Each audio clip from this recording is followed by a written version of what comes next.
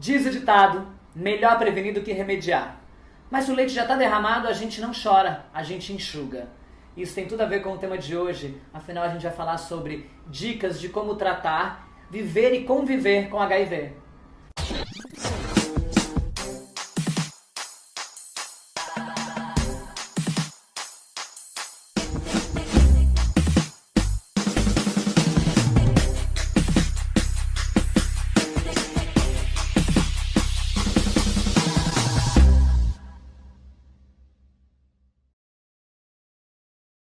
Chato 5, hoje começando aqui nós 4. Afinal, gente, por um motivo muito bacana, porque a gente está participando de uma websérie da GSK, chama Match de Responsa. Alguns influenciadores foram convidados e a gente vai aqui falar sobre alguns temas relacionados ao HIV. Então, nosso aqui hoje é esse babado do tratamento e eu quero saber se elas aqui estão preparadas. Porque tem um tempo já que elas estão estudando sobre a isso. A gente já aprendeu, Bi. Olha, gosta de segurança. Se a gente aprendeu a lidar contigo, a gente sabe falar de qualquer coisa.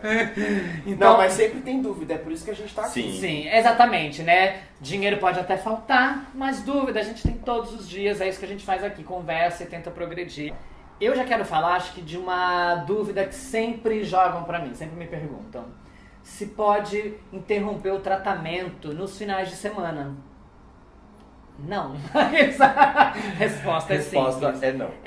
Lembrar que a gente tem um tratamento contínuo e eu acho que o que está muito vinculado com essa dúvida é também um pouco da bebida, né? Porque as pessoas querem sair no final de semana e falar, mas se eu beber eu vou poder, enfim, continuar o tratamento. E aí eu vou falar algumas coisinhas assim, você pode beber, enfim, com a sua medicação. A questão principal é, se eu vou encher a cara, isso vai atacar muito a minha imunidade. Porque vale lembrar que a gente está tomando medicações fortes, então o nosso fígado, o nosso rim já fica um pouquinho prejudicado ali, tá? Rola um estresse ali nele. Sensibilizado, vai. Exatamente, obrigado pela palavra. E então assim, se você vai beber muito, isso pode prejudicar, vai causar questões com a sua imunidade, como eu disse. Mas se você mantém uma vida social, tranquila, tem bom senso, isso é muito possível. Então você não precisa interromper o seu tratamento para continuar com a sua vida social, para poder sair, para poder ir para uma balada. Pergunta que não quer calar. A gente sabe que todo remédio tem efeitos colaterais fortes, né? E no caso da pessoa ter esses efeitos colaterais, ela pode interromper o tratamento, deve buscar o médico, procurar orientação se vai mudar de remédio, se não vai, ou é normal esses efeitos colaterais constantes? De fato, você não vai interromper o seu tratamento de maneira alguma se o seu médico não indicar algum motivo para isso. Antigamente, os efeitos eles eram mais fortes e o que tinha uma atenção talvez um pouco maior nesse sentido.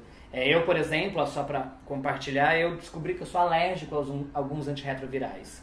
Então eu tive reações com os remédios bem fortes, o que fizeram com que eles tivessem que modificar a combinação de remédios no início, enfim, até achar uma que funcionava melhor com o meu organismo, porque isso é muito individual, gente. Tem uma bula, todos os remédios têm bula, posologia, efeito medicamentoso, todo aquele negócio.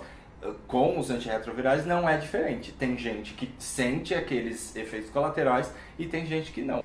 O que vale assim com relação a efeitos, assim, alguns, dependendo da medicação, pode acontecer, principalmente no início, porque eles são fortes, então às vezes dá um pouquinho de enjoo, náuseas, mas isso tende a passar depois de um tempo. É isso que eu ia te perguntar. Passa ou é uma coisa que é constante? Não, ele tende a passar. Em alguns organismos isso às vezes acontece um pouquinho até o organismo se adaptar àquela medicação. E aí é o que você tem que ficar atento, porque, por exemplo, você conversou com o seu profissional de saúde, aí ele fala, algumas coisas podem acontecer, então fica atento, a mancha, a coisas desse tipo. Eu falo que o que eu aprendi muito depois que eu descobri o HIV é a me conhecer. Então, quando eu tinha os efeitos, eu ficava atento se tinha alguma mancha. Então, essa foi a dica com relação aos efeitos, né? O que eu faço se eu esquecer uma dose? Lamenta, né? Se você se esquece, né, de tomar o medicamento, como qualquer medicamento, você pode tomar um pouco depois, dependendo se você perder o horário que você normalmente costuma tomar, toma um pouco depois, tá ok, sem problema. Ou se você vai passar sei lá, muito tempo na rua e vai passar o horário, toma antes também, não tem problema novamente. Porém, se você perdeu o dia, não conseguiu tomar esse remédio durante o dia, não tem o que fazer. No dia seguinte, você retoma o tratamento no horário que você normalmente costuma tomar, assim, sem drama, gente. Esquecer ou não deu para tomar, dia seguinte retoma e segue a vida, é assim. Mas tem essa obrigação de ter que tomar sempre no mesmo horário ou não? Sim, por uma questão de... A gente está falando justamente de medicamentos fortes, né? E também por uma questão de adesão, né? Porque a gente tem que criar rotinas em quase tudo na nossa vida, a gente tem que criar algumas rotinas para virar uma constância ali. Pode acontecer de esquecer, mas de repente um dia você teve uma noite, né, assim, aquelas coisas que te consomem o seu tempo, sua atenção, essa coisa você esqueceu de tomar, mas você também pode tomar, tipo, nossa, será que eu tomei o meu remédio hoje? Aí você vai... ok, não tomei. Toma 2, por exemplo. Acontece, gente. Dobra a dose. Eu tô falando aqui Acontece. de pessoal, acontece. E eu vou contar Acho aqui. que elas... A gente vai falar mais dicas depois, mas uma coisa que ficou, que eu lembro que quando eu fui começar o tratamento, me deram aquelas caixinhas, a gente vai falar melhor disso daqui a pouco, mas me deram as caixinhas com os dias. E eu, uma pessoa tão organizada, falei, oi? Que afronte é esse? Claro que eu sou maravilhosa, não precisa, eu vou pegar do potinho todo dia do meu horário. Você mudei um negocinho. Aprendeu na raça. No tipo, tomava sempre no dia de semana naquele horário. Chegou um final de semana, eu tipo, acordei mais cedo, tomei, voltei a tirar um cochilo, acordei. E aí? Não tinha um controle, não tinha nada nesse sentido. Tomei de novo. Então assim, a dosagem... Não tem problema pela dosagem, né? Evite, claro, que justamente isso é bem mais... É uma medicação muito forte pra estar em dobro ali. Mas qual que é o importante? Isso eu acho que o tio sabe. Importante, contagem, gente. Se você tomou 2 em um dia, vai faltar remédio lá na frente. Exato. Então, o medicamento, você tomou um a mais e vai faltar um que, tipo... Por isso, o estojinho, que de novo a gente vai falar depois, mas, tipo... A organização, a rotina, o horário e os acessórios que você usa para ter esse controle, né, do seu medicamento são bem importantes também. Na E dúvida, depois, conte na as rotina... pílulas, né? Hã? Na dúvida, conte as pílulas. Exato. Tem Mantenha que ele prestar tudo atenção. certinho. E pra você? Deixa eu ver com essa cara. Não tô. Você sabe, por exemplo, de quando em quando que eu tenho que buscar a medicação? Quando quiser. Cara! Agora, é livre-arbítrio, meu amor. Bom, é o seguinte, essa questão de pegar a medicação funciona da seguinte forma. Você vai ao seu profissional da saúde, e pode ser um médico, pode ser uma médica, pode ser um médico. E o que acontece? Ele vai prescrever. Existem farmácias que permitem que você pegue apenas para 30 dias e existem farmácias que permitem que você pegue para mais de 30 dias. Então, você vai ter que obedecer esse prazo. Claro que se tá dando 30 dias, eu não vou pegar meu remédio no último dia. Pra não dar... Enfim, vocês sabem, né, mano? O cão atenta. Então, pra ter uma chuva, o trânsito tá alagado, isso aí é um pulo. Então, você procura pegar com uns diazinhos de antecedência.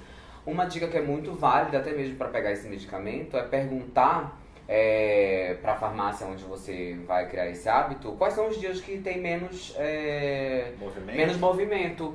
Porque às vezes, né, o cara pode falar, sei lá, vem segunda, que é menos lotado do que terça, sexta. Porque farmácia pública geralmente é bem movimentada, né? Então isso é uma dica bacana para você conseguir pegar isso de modo mais tranquilo. E também tem uma questão de vergonha que às vezes acaba acontecendo, né? Sim, ainda bem que você falou disso, Rafa. Às vezes as pessoas ficam tímidas, principalmente no início. É bom saber que assim, eles têm todo um cuidado, uma atenção com o sigilo. Então, geralmente, você pode até pedir, se isso não acontece na sua farmácia, enfim, você pode até conversar com eles. Porque, enfim, a gente está falando de parte administrativa, é isso. Então, Exato. às vezes, uma farmácia consegue liberar para 2 meses, às vezes para 1 mês. Então, vê lá, mas eles entregam, você pode pedir uma sacolinha preta que não mostra qual é o tipo de medicação. Enfim, cuidados que você tem até você estar no estágio de aceitação e você está lidando melhor com isso. O que acontece muito com relação ao tratamento de HIV são as pessoas, geralmente, por medo, por vergonha, às vezes da vizinhança e tudo, acabam optando pelo seu tratamento e por uma farmácia o mais longe possível da sua casa. Tem histórias de pessoas que vão para outra cidade E eu falo assim, tudo é um processo, é como você vai levar isso na sua vida. Pra mim, isso é bem pessoal, Rafael Bolacha, a minha primeira decisão, no dia que eu descobri, era que eu tinha que me cuidar e que isso era uma atitude que tinha que partir primeiramente de mim.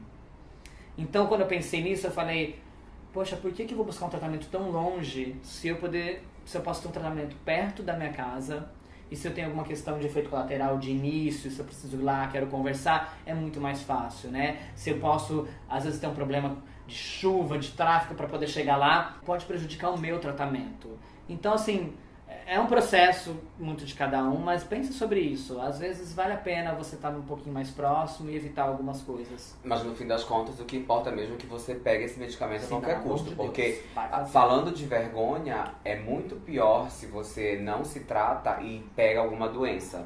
E aí você vai, aí tipo, vamos supor que você tá lá impotente, aí tem que fazer exames, os exames não vão passar pelas suas mãos porque você tá impotente, aí pronto, você fica exposto de novo. Alarme para medicação, quem utiliza? Eu utilizo alarme pra te dar um tapa. Dar um tapa na Eu uso alarme para tudo. Então. Eu também. Alarme é muito bom, gente. Ai. É muito importante, principalmente no início, se você ainda não colocou. Porque às vezes realmente vira uma rotina. O meu medicamento eu tomo toda vez no café da manhã, então fica um pouco mais fácil de lembrar. Pronto. Mas às vezes se não, tem um horário específico, achar um melhor. Não tem que ter um custa alarme, deixar gente. o alarme lá, não vai é? gastar o celular, gente. Põe o alarme, deixa lá. Porta-pílulas a gente já falou. Porta-pílulas. Isso é muito, gente, é muito bacana. Primeiro que começou a criar uma relação minha com a medicação, começou a ficar um pouco mais natural pra mim. Então, por exemplo, eu pego uma vez por semana, eu vou lá, eu vou separar, vou colocar certinho. Então, assim, começou a criar uma relação de fato. E você tem controle de quando tá acabando, Sim, de quando você vai sim. precisar se programar pra pegar mais remédio, pra Sim. buscar e tudo mais. Tenho 2 dicas bafos sobre porta-pílula. É o seguinte, eu tô assistindo aqueles programas da tarde, que é a profissional, né? Cadê Regina Volpado me entrevistando? Sobre o porta-pílula, gente, o porta-pílula, o medicamento dentro dele faz aquele barulho. Se você não quer que isso seja ouvido, você pode colocar um algodãozinho, entendeu? Porque esse algodãozinho pressiona o medicamento na parede do porta-pílula e evita que ele fique chacoalhando e faça, né, aquele rabinho de cascavel. Isso evita, inclusive, o algodãozinho, que a pílula se deteriore, né? Porque ela pode lascar tudo e tal. Então, isso também evita, é uma coisa que funciona bastante. Lembrando que nós não estamos em momento nenhum incentivando que você se esconda ou que viva nessa clandestinidade ou nesses truques. Não é isso. São A gente dicas, só a está gente te dando alternativas para que você não tenha desculpas para não se tratar. Exatamente. Outra dica bacana é a gente assistir canais, né, sobre HIV, igual a gente aqui. Tem um incrível Chá dos 5, menina, Menina uma babado. coisa. E tem vários vídeos sobre HIV, inclusive, aqui no nosso canal. Documentários. Uma série de vlogs. Sim, é importante ver isso. Igual já entrou em documentários, filmes, tem muita coisa bacana que é importante pra gente ir se identificando. Livros, né? Livros, uma vida positiva, tá? Só entrar em contato. Uma das últimas dicas aqui já também de hoje é a sua relação com os profissionais de saúde que te atendem.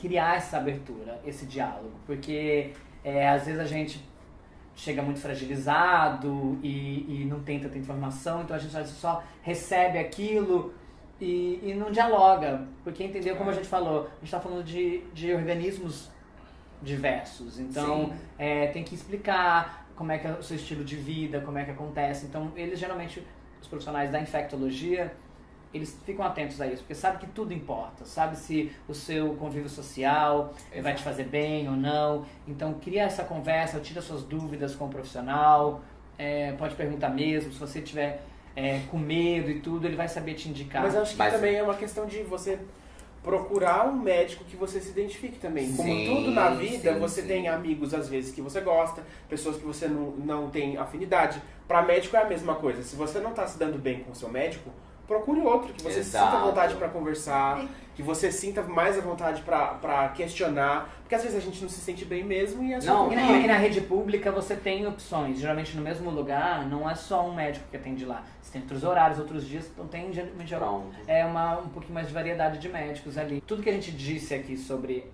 o tratamento, acho que você percebeu que engloba a sua qualidade de vida.